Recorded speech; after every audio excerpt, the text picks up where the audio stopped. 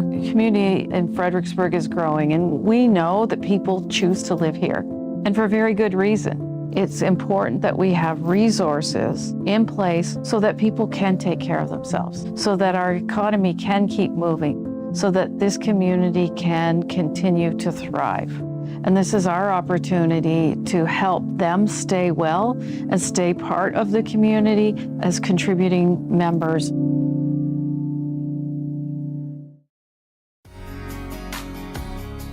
Please join us in keeping Fredericksburg and Gillespie County special.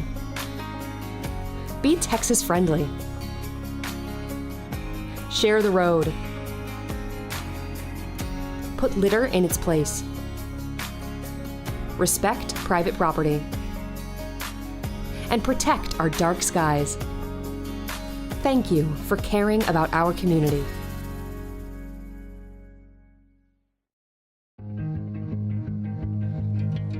It is exciting getting ready for the big 4th of July parade here in beautiful Fredericksburg, Texas. This has become burning with the rebound. Everyone, welcome to the Fredericksburg Chamber of Commerce. Please all have here, 3,500. So they go to your dad. And we hear that promise again in John's Gospel. We love living in the country. When I think about husband. Along the fairways at Lady Bird have a way of slowing life down while the front nine. Hey there, well, welcome, Billy fans. This is on September 25th, 1925. John Crawford Fritch.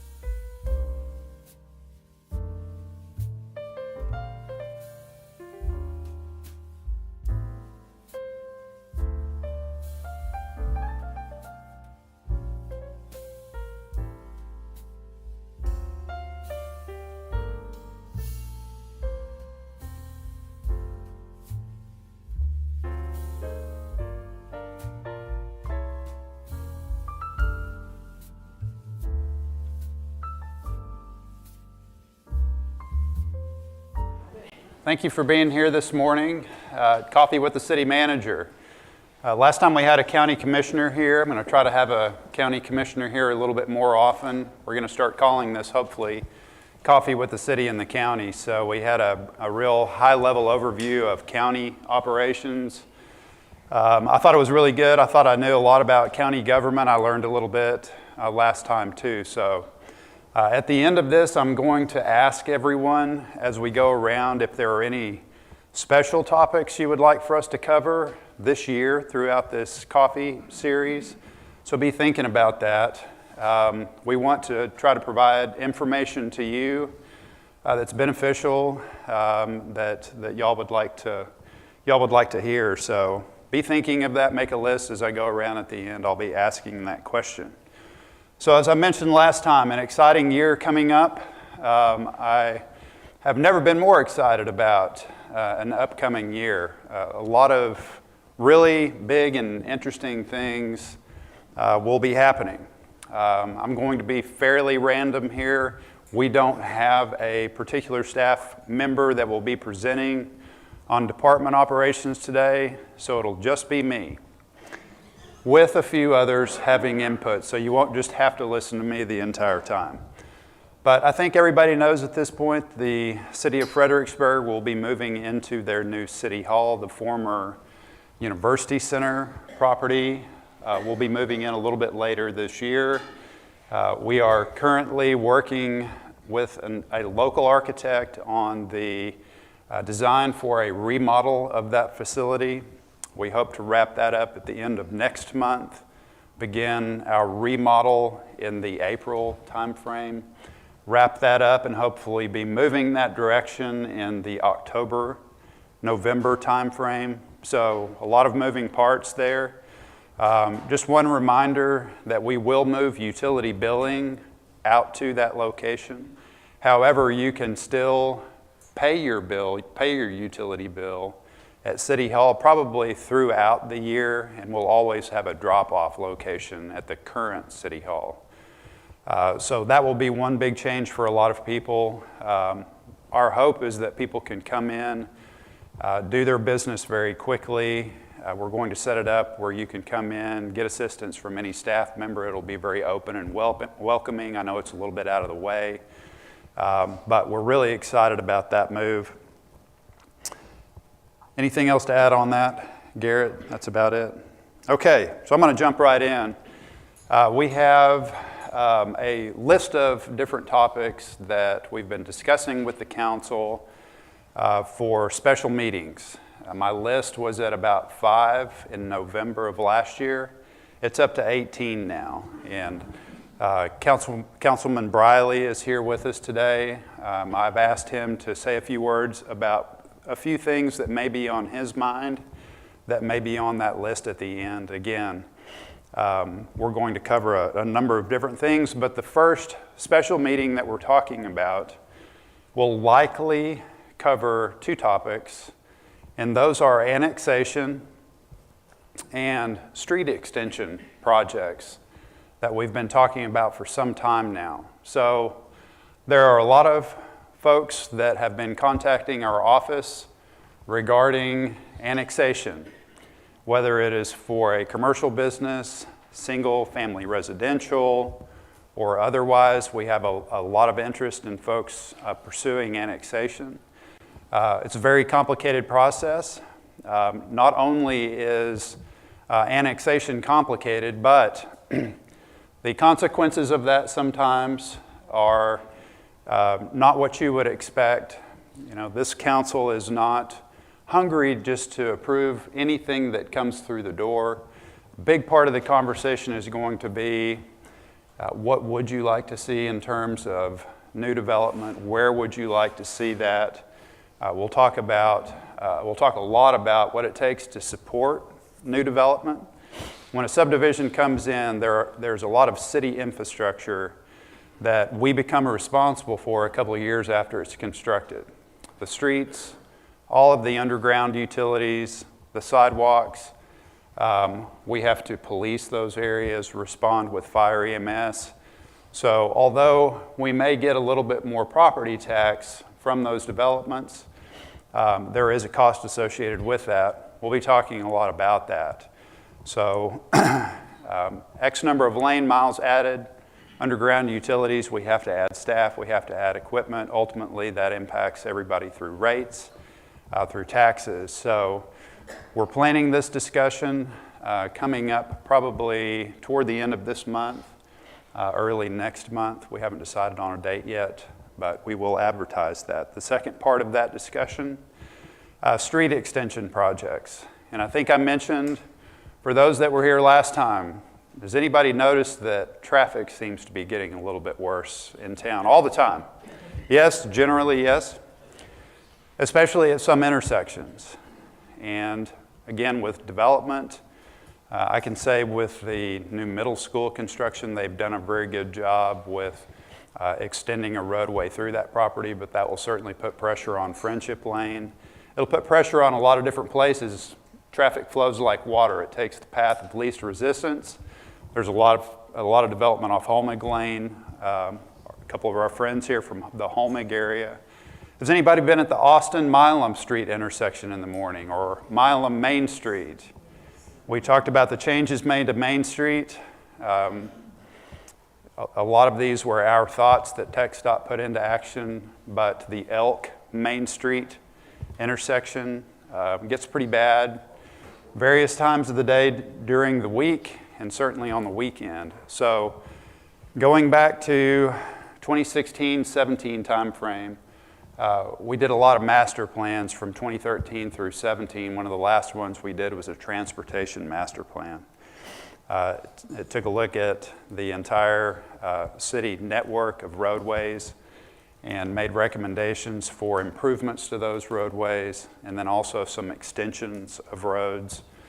After that initial effort, we were in the middle of discussions of the relief route, and we thought we would concentrate a little bit more on some of these, what we call local connections. There were 4 projects that came out of that.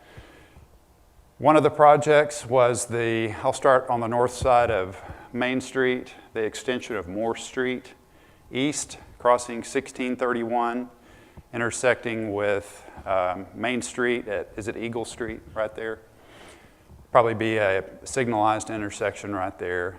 We had the southern extension of Cherry Street across the creek, intersecting with Post Oak, if you can imagine that. Now we have, with that project, a complete extension and connection of Main Street to Friendship Lane eventually. So that road goes all the way through. We also had the extension of Frederick Road across, again, 1631, intersecting with Friendship Lane. And then finally, the extension of Friendship Lane across to Kerr Road, eventually crossing 290 West and 87 North. We call that the Inner Loop project. Most of that's outside of the city limits. So the 2 projects that we're really looking at, again, to try to increase mobility in neighborhoods are the extension, a northern extension project and a southern extension project. On the south, the extension of Cherry Street. And I will tell you, we've gone back to a project on the north side that was originally talked about back in the 2006-2008 timeframe, and that is the extension of Moore Street, both east and west. So Moore Street lies pretty much right in the middle of the core neighborhood between Main Street and, say, the middle school. We're starting to see a lot of activity, development activity at the end of North Cherry Street. We have some folks that are considering pursuing annexation west of North Cherry Street. If you can imagine, between Metzger Road and 87 right there, there's a lot of land that could be developed. We have the development at the Y that looks like it will be happening. So can we add that much more traffic to some of the intersections that I just mentioned? What does that look like in terms of congestion in those neighborhoods? So we've gone back to that Moore Street extension project, not only the eastern extension where we already have right-of-way all the way to 1631, but we're also looking at an eastern extension eventually intersecting with 87 North. So we don't know exactly what that looks like right now, but as I talk about these projects, These projects are to help everybody that lives here get either around Main Street or get through neighborhoods to different destination points, whether you're trying to get to a place of business on the east or the west side of town, get out of town, get in and out of the neighborhoods for the residents that live here. So that will be the second topic that we discuss. I can tell you that I know this will be a big change in terms of traffic flow to some of those neighborhoods. We are starting a new town hall series, and it will primarily be centered around this street extension projects or these street extension projects. We've divided the town now up into about 18 different areas, and we're going to begin meeting with those neighborhoods that would be affected by those roadway extension projects, getting, I'm sure, both positive and negative feedback from a lot of those folks.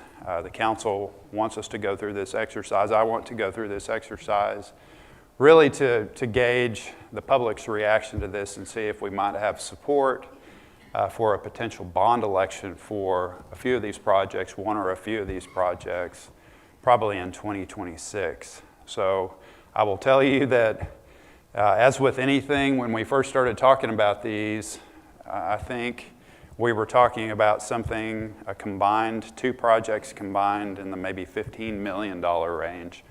And since then, we're probably up to a little bit north of 20 million. So the cost keeps going up, but we believe the need for some of those projects is much greater now than it ever has been. So again, as I go around, if you have any comments on either one of those projects, I would like to hear those. Jumping to water supply, speaking of development. You know, we have a lot of questions regarding water supply with all of the development that we have going on. We have a lot of apartment complexes going in. We have hotels that are being constructed. Both of those are relatively low water consumption facilities. When I say relatively low, you've heard me give this stat before. When you look at the overall water use, single-family residential homes, specifically outdoor irrigation, account for about probably 70 to 80% of that overall consumption, 70%-ish for outdoor irrigation at single-family residential homes. So as we add those subdivisions, that certainly has an impact. We'll be talking a lot about initiatives to conserve water. I'll mention one project that, one of many projects we will be doing.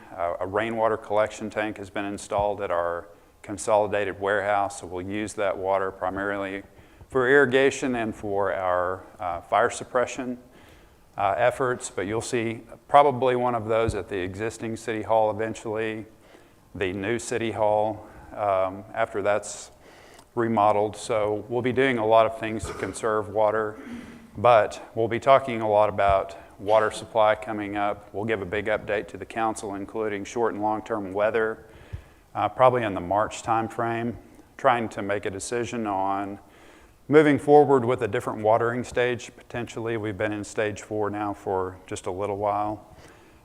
So look for that update coming up. But water supply continues to be, you know, something that this entire region is focused on, and we're keenly focused on that here. We have a council election coming up. We have 2 council seats up. We have Bobby Watson and Councilmember Randy Briley, who's with us today. To date, we've had both of the incumbents and one other individual pick up packets. I think today is the first day to turn those in.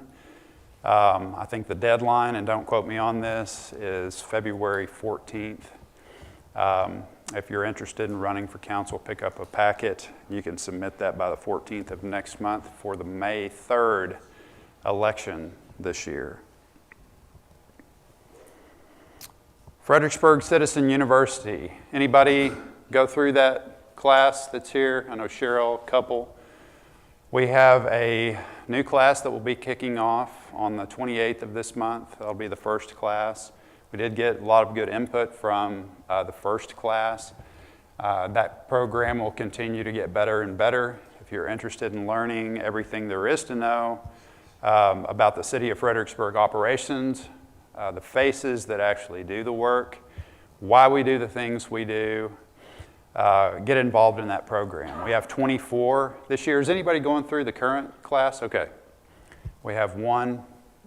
If you're at 2, if you're interested, learning about city operations, maybe getting on a board or commission, running for council, getting plugged in, somewhere else in the community, that's a really good starting point. So that kicks off at the end of this month, goes through the end of the year, and we'll be taking applications again toward the end of the year. Okay, at this point, we have a little bit of a weather system coming our way, another system coming our way. I think we dodged a little bit of a bullet. If anybody was here in 2021, the week that we had when we had the moisture and the ice, we had the moisture, a little bit of the moisture this year. Luckily, we didn't have the temperatures. We have Justin Calhoun with us today, our emergency management coordinator. I would like for Justin to give you just a brief overview of what to expect next week as we work through the week. Some very low temperatures, chance of moisture. So Justin. Good morning, everyone. Hopefully you survived the little weather system we had last week, okay? It does look like we're going to have a little weather. Looks like we're going to have a little weather this upcoming week. They're saying probably 48 hours of temperatures in the freezing starting Sunday night through Tuesday. Lows will be in the teens and wind chills in the single digits. Right now they're not saying, or there's a very low chance of precipitation. That's what we worry about the most. We'll continue to watch that, and we will make preparations if that becomes more of a realistic forecast. So we just encourage you to get ready for that. Go ahead and stock up on any supplies you may need. Make sure your pets are taken care of, your pipes are taken care of. If you're going to use space heaters, do it safely. Keep things away from it. We don't want you to have a fire in your house. So just get ready for that weather that we may have this week, and we'll continue to monitor the situation and prepare for that. So thank you. Okay, along with that weather, we are very dry. Chief, could I give you just a few minutes to talk about both the burn ban and what folks can do to stay safe with respect to wildfires? I know we've been seeing a little bit more of that recently. Of course, we have what's going on in California. There's a lot of potential for that sort of thing right here. Sure. First of all, I appreciate the opportunity to visit with you all this morning. As we pray for those in California, they don't deserve any of that. Extremely high winds are not our friend, especially in wildfire conditions. So I just caution you, we are in a burn ban. That basically means you cannot burn brush or any of those types of things. Use extreme caution when welding. We don't want to get into anyone's way of making a living, but it is extremely dangerous. Fortunately, the recent rains that we have had helps keep the moisture in the vegetation. With the cooler weather that we're having, helps to hold that moisture into that vegetation. So if you plan on cooking, just make sure it's in a closed container. The basic reason why the burn ban is in place is if you burn, you must have some type of cover over it to not let any of the embers or any of the ashes jump out of your container. So barbecuing is okay as long as you're safe with that. I want to mention just a little bit about what's happening in California. There are areas here, fortunately we don't have the homes that are basically side by side in some of these really dangerous areas once a fire does start. But we do have a lot of homes in a lot of the very wooded and vegetated areas that we have in Gillespie County. So again, once you combine the dryness, the drought that we're having, and the wind, it's very, very, very dangerous. We just recently had a fire on Mesker Road where it was really, really close to getting into town, and we don't, we certainly don't want that. And we have a lot of good people and departments and those who prevent that from happening. And fortunately, we were able to stop that fire from moving into town. So I'll only caution you with the extremely cold weather that we're having. Justin mentioned the electric heaters, your fireplaces, disposing of your ashes out of your fireplaces is extremely critical that you not do in places that can potentially catch fire. If you have wood around your home, I wouldn't suggest that you put it right next to your house. If it's right next to your house, I would suggest that you move it to an area. I know it's real convenient, and my wife is probably the world's worst. She sets it right outside the door, and it's like, don't do that. So I'm as guilty as anybody else. But those are just some preventative things that we can do in our community to be safe. You certainly don't want to wake up at 2 o'clock in the morning and the outside of your house is on fire for whatever reason. So make sure those areas are clear. With that, stay warm, be safe, because the cold conditions and the potential for fires out there, and the high winds are not a good thing. And I think the wind is supposed to start picking up on Saturday through probably Monday. Yes? How often do you do fire hydrant checks? Once a year. Once a year? Yeah. Because that was part of the problem, despite the fact Right. there was no water in any entire. Right, right. We have a crew in our water department that takes care of the hydrants in our community. I don't really know what the situation was in California, other than you hear all kinds of things that happen, but you just have to pray for those who are trying to put that thing out at this time, because that is a big challenge. It's basically an inferno. It's what's happening to California right now. And none of those people deserve that. I don't care who you are. Yes? We looked out our back window and saw you putting the fire out. We're very grateful. Thank you. Yes, ma'am. Okay. Thank you, Clinton. And I will say just one thing regarding fire hydrants and staffing and equipment for fire EMS here in Fredericksburg, along with our police department. When we go through the budget process, we always put them first in line. I'd like to switch to Lindy just right quick to add a little bit. Lindy provided a handout this morning. Lindy, can you talk about that just a little bit? You bet. I promised you I'd keep it brief. I have been fire-wise my entire life by necessity. I grew up out in the country on the west side of Austin on the river, surrounded by ash juniper. I ranched in Spicewood for 40 some odd years, surrounded by ash juniper. And now I'm living on a hillside over here northwest of town with ash juniper all behind me. Almost lost my homestead as a kid, almost lost a ranch as a teenager, served on the Spicewood fire team for 20 some odd years. The message I'd like to bring to you today, picking up where Chief left off, it's our responsibility as property owners. I don't care how much land you have or a second home on acreage, we've got to get ahead of this thing. We cannot be behind the power curve.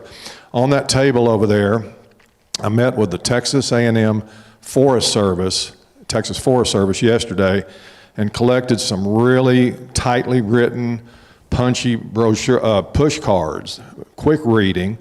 And Sean's going to put a couple of websites up here in just a second for resource. I'm not going to read to you, but please pick up whatever is pertinent to you. There's everything from the kind of landscape you could install that's not only water-wise, but fire-wise. And the preventative measures, it's ironic. Look at the cover of the Ollie beautiful color painting. This is the situation we're in. We had heavy rains in the spring. That caused a lot of growth of underbrush and grass. Then we had a hot summer to dry it out with high winds. Now we've had a freeze. So what we call the fuel load is extremely high. If you'll go to the KXAN television website in Austin, it's easy to access their website. Read the reports that came out just this morning. Austin, Texas, on the edge of the hill country, is number 5 behind 4 California counties in terms of high risk. One of the websites that's going to go up is a fairly new one. It's a risk assessment opportunity, free of charge, to get a member of the fire team out to your property to assess your risk. Finally, what I'd leave you with, I grew up with a guy that became the wildfire education guru for the Texas Forest Service after the 10 and 11 fires that swept Bastrop, Steiner Ranch, right there in Austin, Eagle Mountain Lake. Jim and I ranched together our entire lives. What you'll see over on that table, in addition to the brochures, are 2 things. He said, always have a way to get out. If you've got one gate to your property, even a small acreage, and that fire is blazing across it, how are you going to get out? So I carry those wire cutters that I've had since I was a teenager in my vehicle at all times. Number 2 is what we call the 15-minute box. That one happens to be a fireproof box. It'll hold for 30 minutes up to a temperature of about 1550 Fahrenheit. The important papers, photos, passports, title to your property, whatever, keep that ready to go and get out in 15 minutes. Okay? Thank you very much, Clinton. Thank you. Yeah, thanks for that very good information, both of you. Okay, speaking of Fire EMS and PD, we will have Fire EMS and PD presenting their year-end review reports to the council at our next council meeting, February 21st. We will follow that up with a presentation of that same material to this group. So comparing data from the last couple of years for the police department to last year and what to expect moving forward. I will tell you we're going to do the same thing with Fire EMS. A couple of months ago, we set an all-time record for number of responses in 1 month.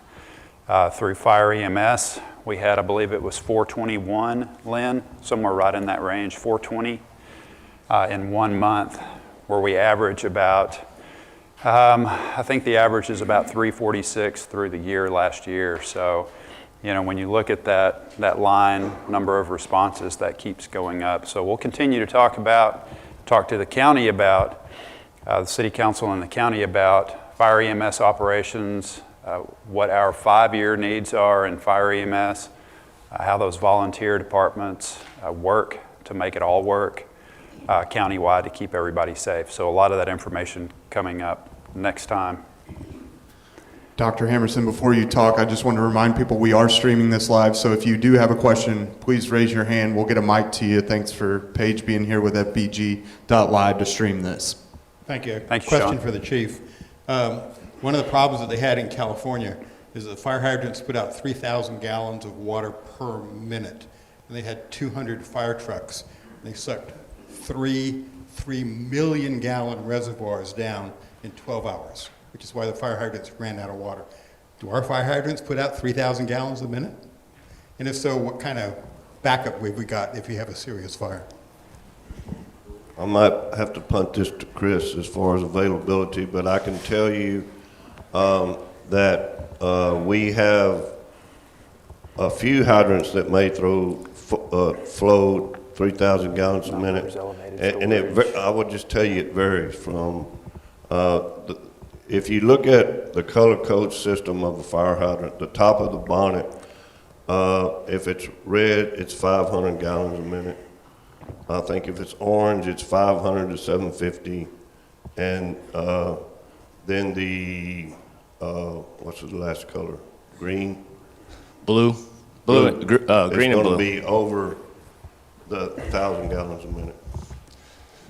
Yeah, I mean, to answer your question directly, no, our fire hydrants will not do 3,000 gallons a minute. And there's a lot of reasons for that. But as far as our infrastructure goes, our storage infrastructure, Yeah, we have a lot of elevated storage and ground storage, about 7 million gallons of total storage within our system without our wells pumping. So obviously with our wells pumping, we can pump about 10 million gallons a day. So that's with everything running. That's our max capacity. So we certainly look at that when we talk about the infrastructure that we put in our master planning. It's not just for domestic use and watering yards, it's for emergencies. So we're looking at that constantly. Council's been very supportive on some of our 2-inch main replacement, water main replacement projects. Obviously those 2-inch mains would have a hard time supporting even 500 gallons a minute. So for the last 4 years, we have had a program in place to replace those 2-inch mains, and we are going around town doing that. I was visiting with a customer yesterday on the 700 block of West Schubert, and that's all 2-inch mains. So we're identifying, we've identified that, but we are probably going to move into that area and replace some of those water mains this year as well. Not only do we have a program with a contractor doing some of that work for us, we've also been gracious that City Council has continued to add to our water department staff 2 additional positions last year, where we're doing some of that work in-house. So we have all of the knowledge, we have the equipment, we have the materials, or we can get the materials. So we're doing some of that in-house as well to kind of get a little bit quicker on the program and get those lines replaced.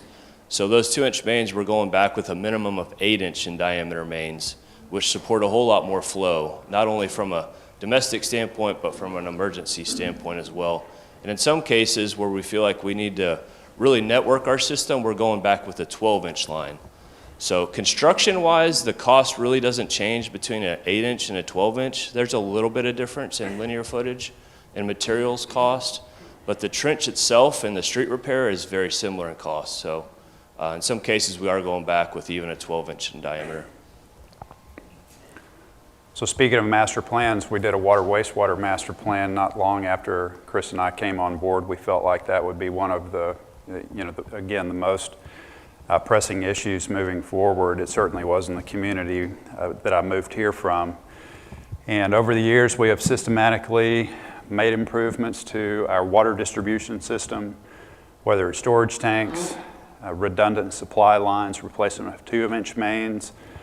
We have one of the, if not the most robust water distribution systems in Fredericksburg in the entire state. I say that with confidence. Okay.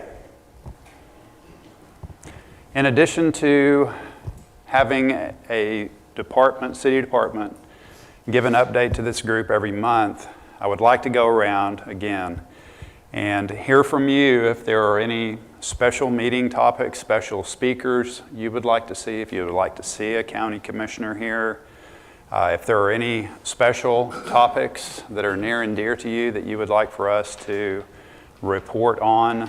I know we have a lot of folks that have mentioned pickleball courts, we have roadway infrastructure we've talked about, any number of things. But I'm going to start right here with our council member, Randy Briley, and ask if he might have anything on his mind that we will be potentially talking about coming up this year. Randy? Am I on? I'll stand up here just so I can see everybody better. 2 things. One, top of mind, is we'll be awarding or listening actually to petitions for hot awards this Thursday. So if anybody's interested, come out to the East City campus and listen in. This is something that excites me personally because it's hot taxes that we raise off of tourism.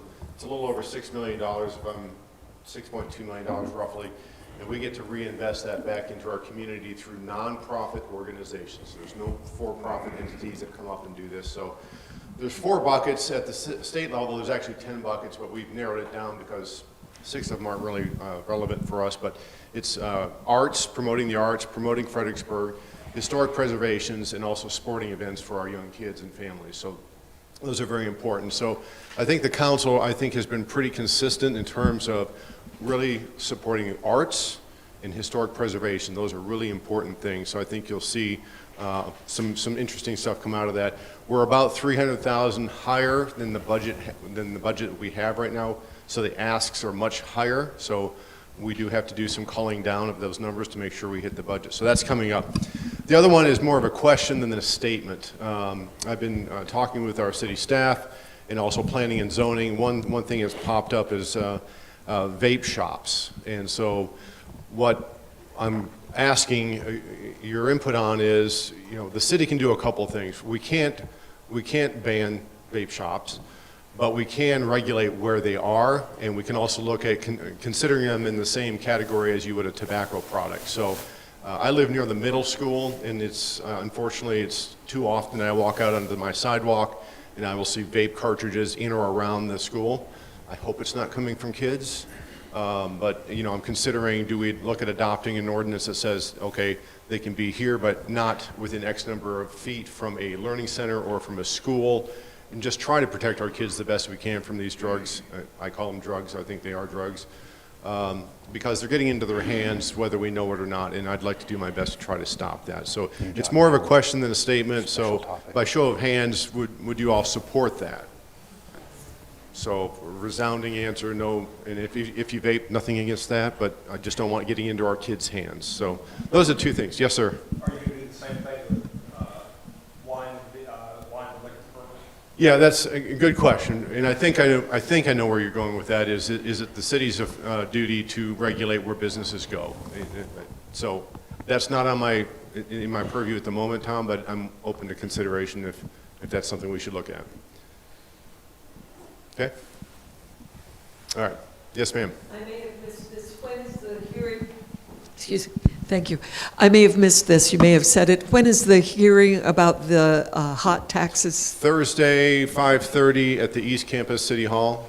Thursday, 5:30. So Thank you. they'll be simply petitioning, and Yeah. then I think the next Tuesday we actually do the awards. Thank you. So, okay. Thank you all. Thank you. Thanks, Randy. Okay, I'll start right here at this table again. If you have any comments, questions, special topics, or otherwise, we'd love to hear from you. Thanks very much. Once you have the discussion with the City Council on annexation and street extensions, that would be a great topic because there are some people who come to this that don't come to City Council meetings. Sure. What's the desired outcome for annexation? How far down Cherry Street? How far out to the west towards Mesker Road? When it comes to streets, the streets that you're talking about extending, Post Oak, Morris, etc., those are residential streets. They are not as wide as the, Austin Speedway goes through, and there's no restriction on parking. So you lose basically a lane's worth of width with vehicles that are parked on both sides, including campers and trailers that are parked there for months at a time. So just the thought on that, we were chatting with the lady who had just recently sold the quilt place, one quilt place. She said she can't pull out of her driveway and onto Post Oak now, with the traffic that's going down there. And while they sold the property to the Golden Hub, there were developers who wanted to put 150 houses on that spot. So that the volume of traffic becomes significant very quickly. The other question I'd be interested in having at some point, either from City Council or after they've had a discussion from you, would be what's the city's plans for what they want to do with the former Texas Ranger Center property if they end up taking that over and the former Texas Rangers lose it? So is that going to be a hotel? Is it going to be a conference center? What's it going to be as the plan? All right. So let me start with annexations. Again, we're hoping to get a little bit of direction from the council in terms of the where and what. In terms of the street extension projects, that is certainly something that we're considering. Top of list is the roadway geometry. These roads that we're talking about are collectors. When you look at the functional classification of a road, we have a cross-section standard that applies to those types of roadways. We may not have enough room, but I believe we have enough street width in what we're contemplating to accommodate what we're talking about doing. Again, Garrett and I were just talking about that yesterday, what that cross-section looks like, whether there's sidewalks on either side. I'm a big proponent of sidewalks on both sides of any new streets that we build, for sure. So those are all things we'll be working through. In terms of the former Texas Rangers facility, we're still under discussions with that group. That has not concluded at this point.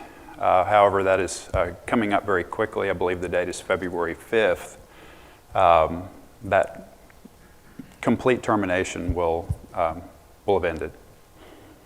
And then what? That's the question. Don't know. We have not. I will make it very clear that we have not discussed, either as staff or with the council. I'm not aware of any council discussions with respect to what that may be if the former Texas Rangers vacate that property. We have not discussed that.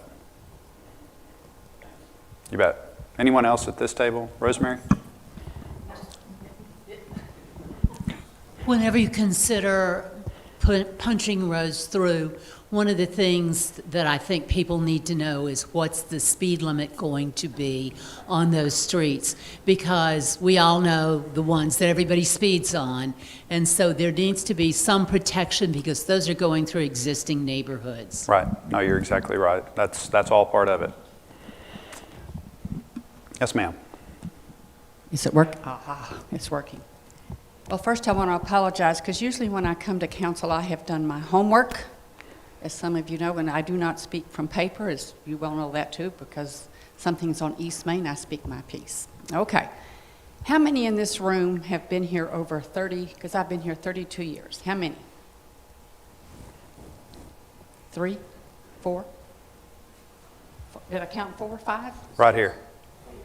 Oh, I'm sorry. Okay, hello. Okay, fine. You're good? Okay, well, that's about how long I have been here. And when we came here, we didn't know one soul, not one. We decided to get out of Houston, Texas, and here we are, and we thought we were going to retire, but some of you know, myself and my family, we didn't actually retire. We built some things. Okay, we're talking about development. Not everything's the best if it comes in the biggest package, is it? Sometimes I'm trying to explain that to my grandchildren at Christmas time. Well, Reese's person's biggest mine. Well, maybe there's $100,000 in that pack. Well, is it in change, Gran? No, it's not in change. Well, whatever. You get my picture, right? Not always all development is good. I'm hoping that our family developed things that were good for the city and the county. There are people now that have their claws out and their mouths open, and they are developing here, and sometimes we cannot stop them. Okay. Also the same with annexation. Why do they all of a sudden want to be in, and why do they not want to be in? And what is good for the community? I am what's good for us. Okay. What's good for our community and our children, whether it's water, and you know I've been a water freak for how long? For a long time. And someone says, well, we have 50 years. Well, I'm sorry. 50 years to me is not good. Now, I won't be here, and most of us in here, there's some young ones in here. Okay, most of us won't be here. But we're going to leave this for our grandchildren, okay, and our children's children. And when I grew up, my family always tried to do more for us than they had, and we tried to do more. Now, let me tell you, sometimes more is not always best. That's what I'm trying to say. So, and sometimes we say we can't fix it with an ordinance, but sometimes we can. The first time I mentioned all the drinkeries, and I'm in hospitality, I'm in hotel, restaurant, bars, I get it, I got it, okay? So you have to pay attention to that as well. And if you come into one of my establishments, guess who's responsible for you? Me. And I don't really agree with that, but we have to check people. We, as a server, or whatever establishment you're in, you're responsible. So if I come up to you and say, I'm sorry, sir or ma'am, you must eat something or you must have a cup of coffee or I can't serve you. Do you want to know how that's received? No, you don't. I should put it on video and show you sometimes how that's received. Okay, so I just want us to think down the road a little bit. Not all development is good development. If you don't do your homework on who's behind the development, and you know what I'm talking about, it's the why. Okay? And they're still here, and it looks like we can't do anything to stop them. But if you go 1, 2, 3, let's see. 7 heads down the road, you'd be surprised who's behind it. That's what I'm saying, and they're in our backyard, and we can't do one thing. So if you hear something on the street, or if you think you can fix it, and I have been told, Rosemary, you're getting older, and I am, okay? I probably won't be, if I make 20 years, I'll be great, okay? That put me almost at 100. I'm sure you'd like me to stay around till I'm 100, right? Okay, fine. Speak up. Someone says, well, it's not my place either. You know, I've been here 30 years. I think I've done a good job. I'd like to relax and go lay on the beach and have a pina colada. Or take my grandkids somewhere, and I've taken up too much time. Anyway, you get my drift, right? Who doesn't get it? You can see me after the meeting, okay? So again, very important topic.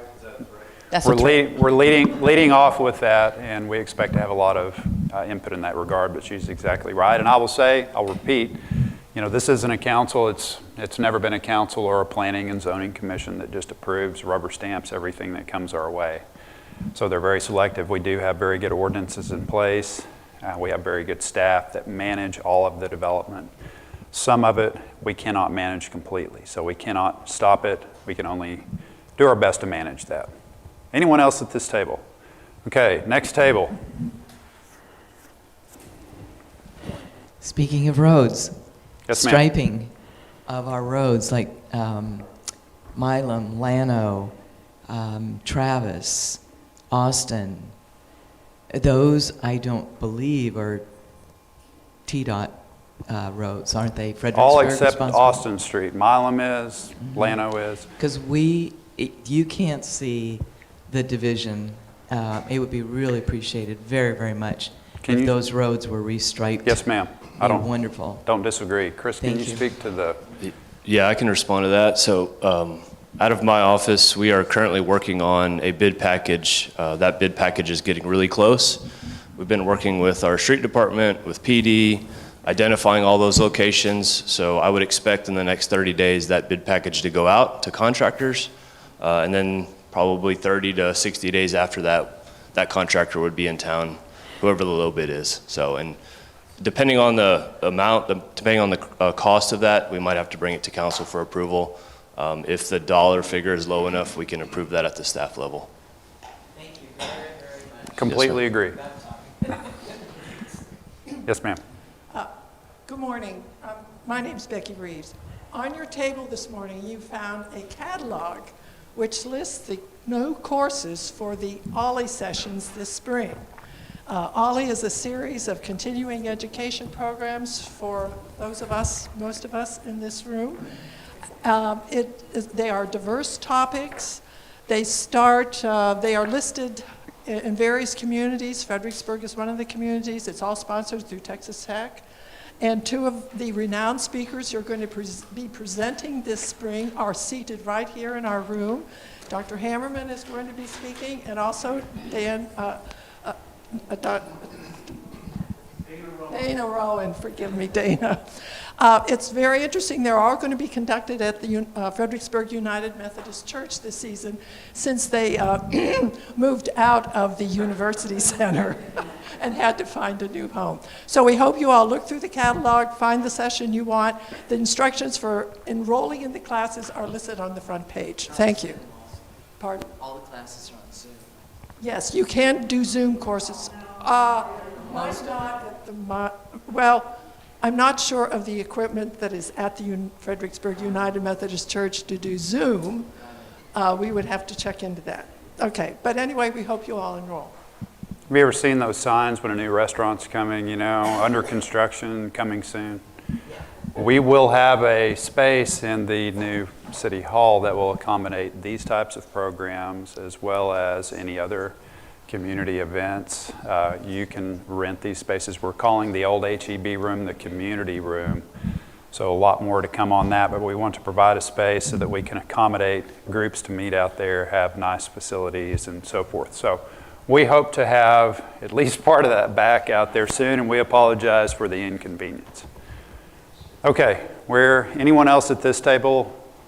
Right here. Okay, I'll jump to the next table. Gary. Good morning. So as you're doing your list of topics, I love the list of topics. I like the style that you guys are doing. But in communication, you're still missing the next layer called the ETJ. You're talking to 18 groups now. You're excluding ETJ, except many of your big special projects impact the ETJ. So I'd like to suggest that you look, when you do your 18 locations, catch that wedge of the ETJ people, because they're not looking in, and I think you owe it to them. If an annexation is going to happen to their neighbor, you're the message that has to get to them. Their neighbor's not going to tell them. Good point. Thank you for that.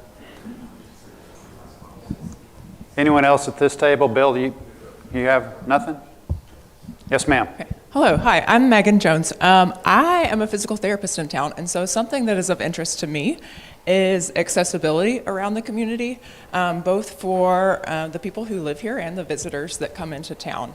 Whether that is on Main Street or in other areas of the community, having access to parking where they can access the local businesses, and like knowing where that is, where they can go to the restroom, what businesses can they access and can they not, whether that's you're in a wheelchair or you use a walker or a cane and have limited endurance to be able to navigate your surroundings. So that's something that I would like to see spoken about a little bit more, and maybe even take some measures to expand upon that for our local community. Yes, ma'am. Thank you for that. I'm going to jump to the table at the back, Lindy's table. You've already had your time, Lindy.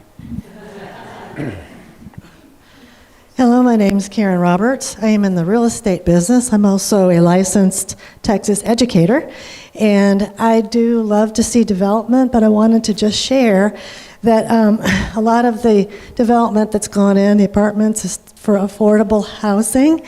And I just, because from a real education or educator's perspective, some of our new teachers that come in, let's say to work at the elementary school, they have to find housing. But this newer development is not necessarily affordable. They're requiring 3 times the rent to be a salary for someone. So the teacher's salary is $48,000, which is probably okay for a beginning teacher, but they can't get an apartment. The new one that's across from HEB, a studio starts at like about $1,200 a month. So just do the math. It's very difficult. So if you're making decisions about, hey, should we have a new development? Should we put a new apartment complex in? If we're saying we're doing this for affordable housing, I don't know if that's exactly accurate. So just keep that in mind. I am concerned about water too. I want to sell houses like anybody else, but I care about this community. I'm a local realtor, and I want to see our community safe and have enough water for everything. So anyway, thank you for letting me talk.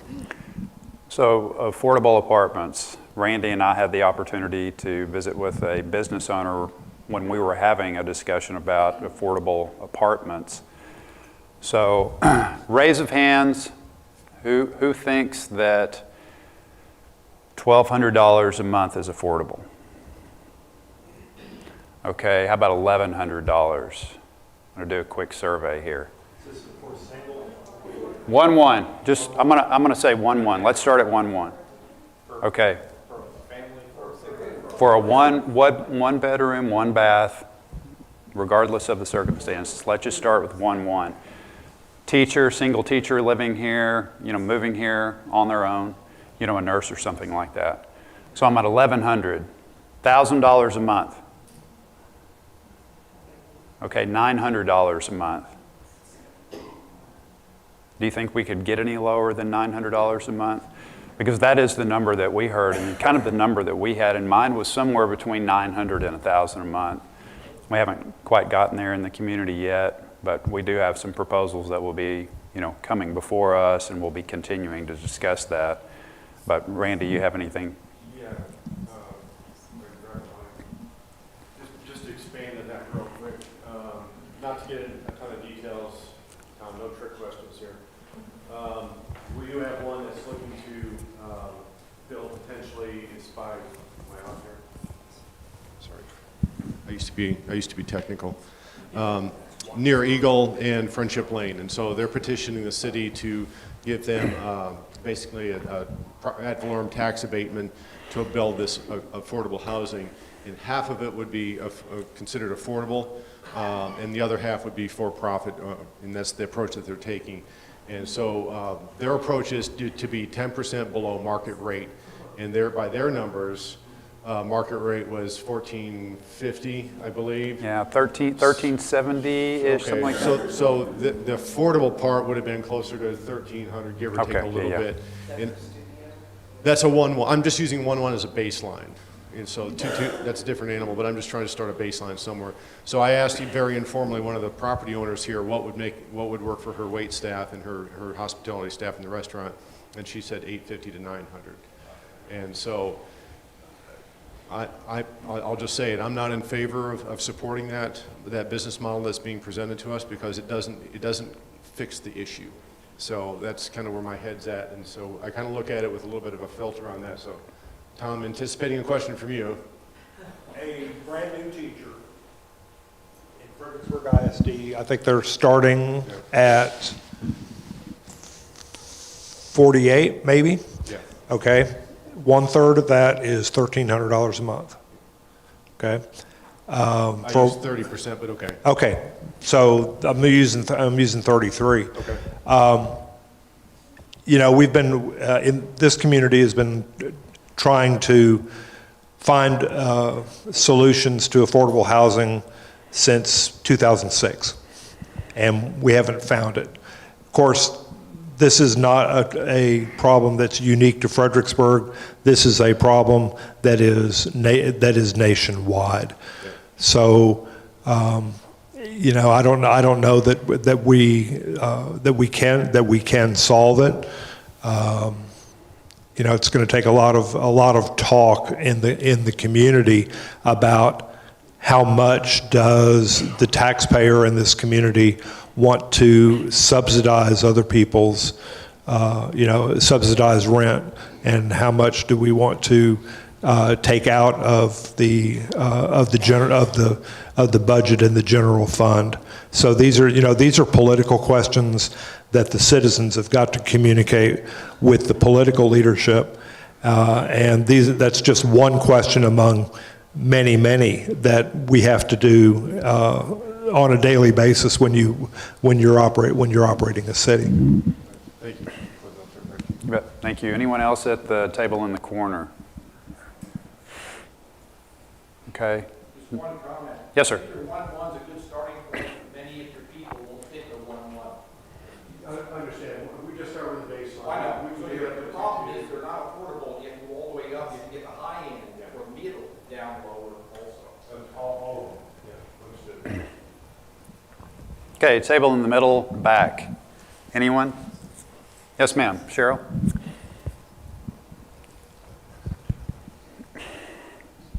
Cheryl Rowan, live in the city. I would be interested in having Erica Caputo, who is the director of the county library, come. She crosses city-county quite regularly. I think that would be a great presentation. Got it. Thank you. Yes, ma'am. Brenda Cole in the city. About development and this annexation, a lot of particularly on the northwest part of town, which is where I live, a lot of that seems to be like the radio station property. That's 9 lots. Those are individual homes, and a lot of the other development seems to be individual home that they're talking about on North Cherry. And by your own words, those are the high use for water. So can we really sustain that? Don't know. And traffic. Living on Travis, it's already a busy street. It may be kind of wide, but a lot of times there's cars parked on both sides. So that's a consideration. Again, like someone else said, you're going through a neighborhood and developing and making the traffic volume much higher. Another topic, when you have these town hall meetings, I would appreciate it if we would get more notice than we did in our neighborhood got last year. We had 5 days from when the notice hit our mailbox to the date of the meeting. We weren't able to come. So I just, if it could be arranged for a greater notice period, that would be, I think, helpful to many. Yes, ma'am. In fact, we're talking about door hangers for the next round. So expect a little bit of everything from a mail-out door hanger. John McManus, City. We got this nice brochure on our table about wildfires. Unfortunately, we only got one brochure per table. But anyway, in there it recommends things like turn off the gas at your gas meter. To be honest, I don't even know where the gas meter is on my property. So maybe the fire department could have some type of seminar where they went over this whole program and educated us where needed. Got it. That's a good topic. Thank you. Sir, their brochures are over on that table. All right, I'm going to jump. Dana? Yeah, just a quick comment on wildfires. Ignition sources are diverse. I witnessed a fire earlier this year, or actually late last year, where a fire was caused by an extension cord across a pasture. And just to know that electrical fires can cause that, I want to do a shout out to Justin for their response to that fire. In conjunction with Willow City, they put it out within 10 or 20 minutes. So I want to thank them for their great service to our community. You bet. Thank you. I'm going to jump to this table. Mickey Cunningham, I'm City. Two things. With regards to where you're doing the meetings throughout the year, maybe you could do something like you did on for the calendar there and tell us by area that you're doing, you know, this month we're doing this area, this month we're doing this area, kind of give us a forecast for the year. Sure. And then people in that area can look at specifically for the date. The second thing is, when you're looking at developers and that, maybe one of the things that we want to look at, since we're looking at affordable housing, is let's get an expected balance sheet from them, or not balance sheet, but a profit and loss from them as to what they're expecting from those apartments. And maybe if they're expecting over a certain percentage, like over 10% profit or a certain agreed upon percentage, then we can get them to lower their prices down. And they're all for their bottom line, but why would we this? So I think we need to make sure that that's a realistic. We're not, we don't want some developer coming in here and he's expecting 25, 35, 45% profit, and we're taking the hit, and our people, our residents are taking the hit. So I think trying to get a P&L would be helpful. Okay. Thank you for that. Mm-hmm. Anyone else at this table? Okay. This table. Yes, I'm Betty Harper in the city, and for as far as a topic, if there's any way that maybe we have so many people that, we're able to go and check on the internet for street services, garbage, everything like that. We're able to do that, but there's a lot of people that don't. Is maybe there is something about a topic to cover what can go in your garbage and what can go for limb pickup and leaf pickup when it's, the times and the parameters of all of that. And I think that would be really helpful. And if that time they could have something that we could give to people to put on the refrigerator or something like that, that they can go and check to make sure that we're doing what we're supposed to be doing and not creating a bigger problem. Gotcha. We can certainly do that, and I think that's a good suggestion. We can present to this group. Sean, do you want to add the information you're assembling for folks moving to Fredericksburg, kind of the welcome?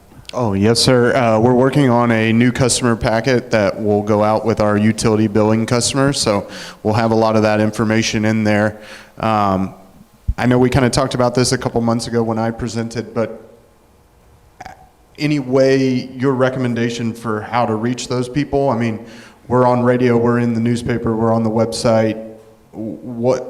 How are you suggesting to reach them better?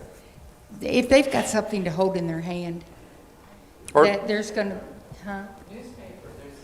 Well, some of them don't get the newspaper. I mean, we've got a lot of people that have been here all of their lives, and they don't have a computer, they don't have internet, they don't get the newspaper, and it's just something that's tactile, that they can hold on to, that they can refer to on a regular basis.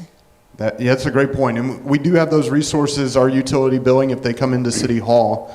It's tough for us in a town of 11,000 people to know who those people are. So if they want the information, we're willing to provide that. They have to do a little bit on their end to come to City Hall. We have handouts that cover water conservation, garbage pickup, leaf pickup, those type of things. Maybe something you can hang on your refrigerator that has, if your address ends in this is your watering day, this is trash pickup, this is... Yeah, that would be very helpful for Okay. a lot of people. Okay. And the thing of it is, as we get older, we forget. Right. And so if it's something that can work as a reminder that they don't have to go to check or to call or something like that, it would be very helpful, especially for them. And, some days for us, sometimes I don't have time to go to the computer and check and see before we do something. Sure. And to make sure that we're doing it right. And also, one other thing is that, where we're located, we're on a dead-end street off a dead-end street. If there was a fire, getting out, I love the idea of having the wire cutters and that type of thing to be able to get through. With the development, we've got another way of going across and then out, which will be helpful in the case of a fire. But the fire that we had in the field down there on Friendship Lane a couple of years ago, where we thought we were going to have to evacuate and everything, that was a thought that came to us, and we now have a written plan of things that can grab in just a few minutes and get out. But if that fire comes, behind us, in between us and the exit, then, that's a challenge. I don't have an answer, and I'm sure, you all don't really either. It's just a concern that could happen. And right now, with the construction going on, the people coming from the back of Homig sometimes, especially in the past few days, are having to cut into the development dirt and drive on that and then go back out on Homig.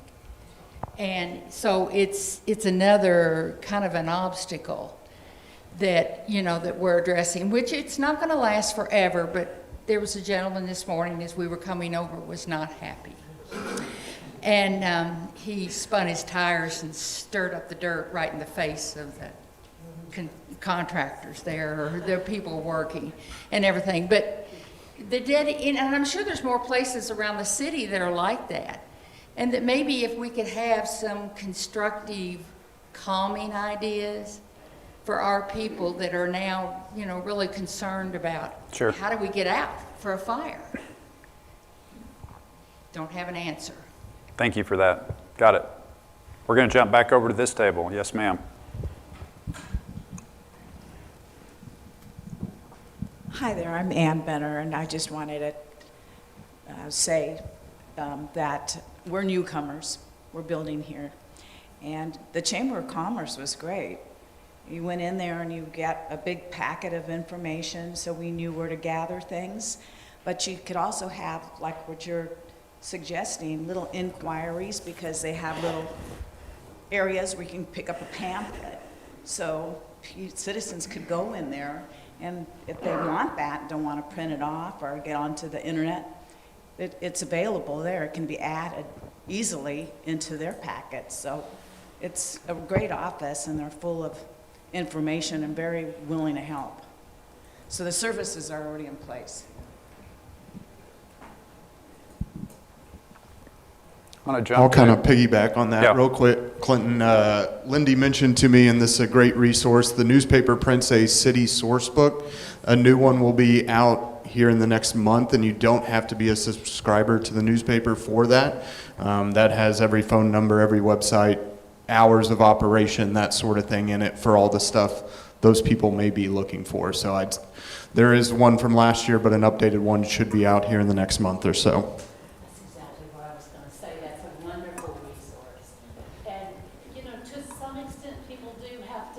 Up with their own information, and whether you put it in a kitchen drawer or whatever.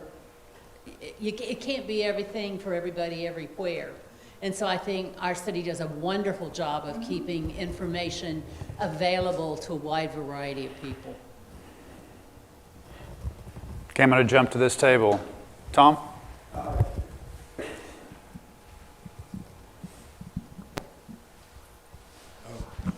A couple of things. As far as traffic, the intersection at Elk and Main, the new striping there, I use that intersection quite regularly to try to avoid downtown. One thing I have to say about the left-hand turn signal there is that I think it has improved the traffic flow going north and south across Elk is much easier. The light at the left turn light going on to Main Street from Elk, more traffic is getting on to Elk there. But what that does is that doesn't alleviate the problem that we have in this community is that, or one problem, is that the traffic light at Elk and Main Street is the last way that anybody who lives on the north side of town in a subdivision can go east. Okay? So if you don't want to go down, you can't go down Washington. If you don't want to go down Lincoln or go up Main Street to get on Main to go east, you have to use Elk. So one of the things that the city has looked at over the last 15 years is transportation routes, and the transportation plan has a lot of different routes that will facilitate the movement of traffic from the north side of town east. We have a lot of ways now to facilitate traffic go south to go on to Friendship Speedway, but we don't have any way to get traffic east.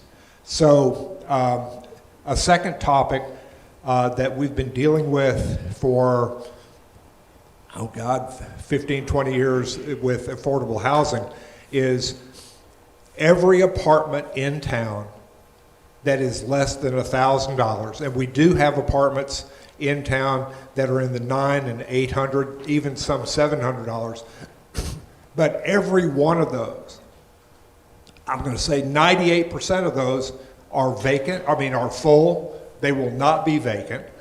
One of the issues we have in the community is that all the new apartments that have been built within the last 3 years, okay, or I'm going to say the last 1 year, that's where our vacancy rate is in the new apartments because they're asking, the rents are higher.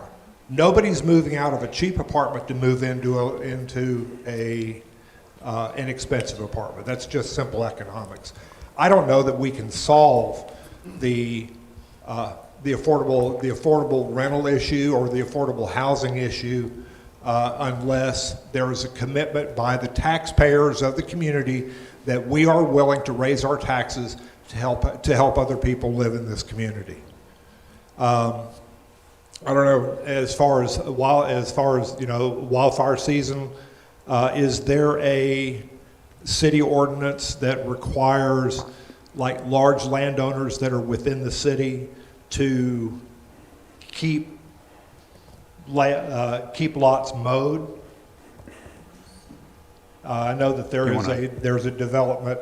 All the land around where I live on Friendship Lane is I've got 3 feet of grass, high grass, that's been abandoned, and it's I mow as close as I can get to my house, but. That may fall under code enforcement, Tom. I'm not familiar, but we can follow up with that. I know that there are some there's some language in our code that requires grass to be a certain height if it's within the city limits. Again, I'm not sure exactly what those requirements are. All right, anything else? Anna? Hi, everyone.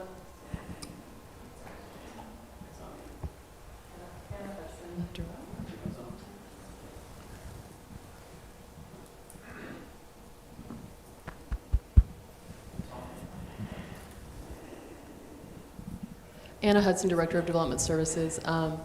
So lots of talk about annexation and transportation and roads, and that's all. If you'll remember, we adopted a comprehensive plan almost a year ago, and the next step from the comprehensive plan is to do a unified development code, which takes all of our existing codes and makes them compliant now with our comprehensive plan, because our comprehensive plan tells us that we want to stay a small town, we want to keep the uniqueness of our community, and so as we have these meetings about annexation and transportation, I hope you come and get involved, because these are all very, very valid concerns. And as I drive around and look at how much land we still have within the city limits that's yet to be developed, and then considering new annexation, but there is a lot of pressure. I get calls every week from developers that have, you know, their eyes on 30-acre tracts, 100-acre tracts, and a few of those can really change the feel of town, so stay involved. So we will be doing a unified development code. I'm working on that RFQ now for the consultants, so that's something we'll be doing this year, and that'll be a multi-month, 18-month process probably, so it will require a lot of community input. So we have our comp plan, which is our vision, how we're going to get there, and the UDC is really kind of the nuts and bolts. It's the technical thing. How do we make our zoning code then match our comprehensive plan? So it's the technical, making the rules follow the vision, get to the vision. So it will require a lot of community input. So I'm glad that you're here. It shows that you care, shows you're involved. So just stay involved and tell your neighbors, right? Tell your friends. And with those meetings, we try to have them at different times because we know not everybody can come to 8 o'clock coffee. So your church, your whatever organizations you're in, you know, talk about when you hear about these things from the city, you've been here, you've heard it directly from our mouths.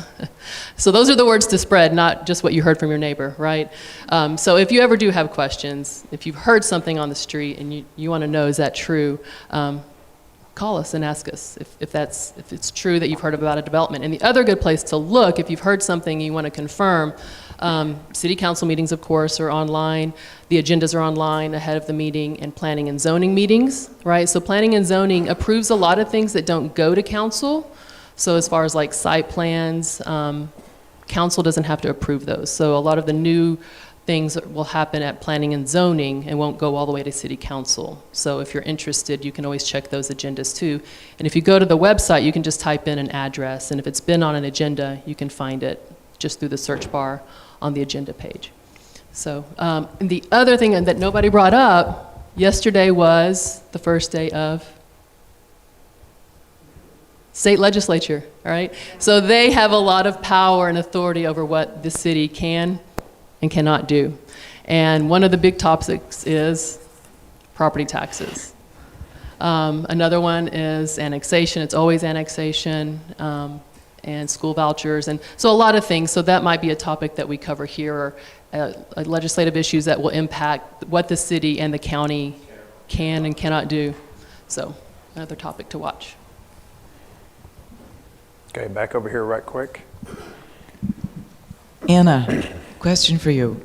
With all this new development, every one of those apartments and new single-family homes, et cetera, has got at least one car or two. So do we have, and those people are leaving their apartments to go to work, the teachers, the restaurant waiters, wait staff, and chefs, et cetera. Do we have any plans for additional parking anywhere, or where do those people park?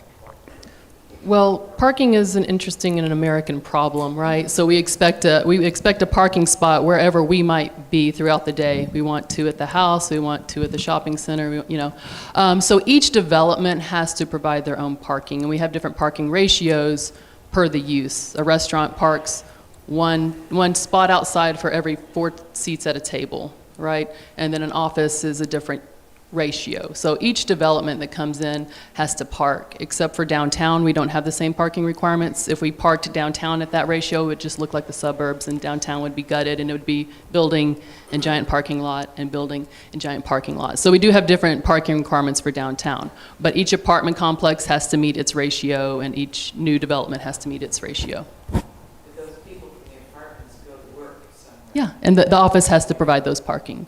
And any new development too, depending on how many roofs they're providing, they have to do a traffic impact analysis through the engineering department to see how many cars they're going to be putting on the road at any given time. So they do have to do that analysis before they get approval.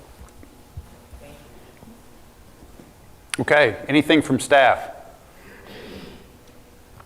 Thank you for being here this morning. Great input. Looking forward to the year, and we'll cover a lot of these topics and others moving forward. So have a great rest of the week.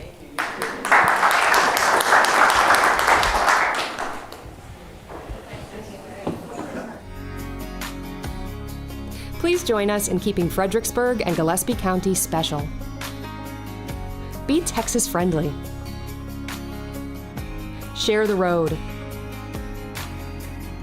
Put litter in its place. Respect private property. And protect our dark skies. Thank you for caring about our community. The community in Fredericksburg is growing, and we know that people choose to live here, and for very good reason. It's important that we have resources in place so that people can take care of themselves, so that our economy can keep moving, so that this community can continue to thrive. And this is our opportunity to help them stay well and stay part of the community as contributing members.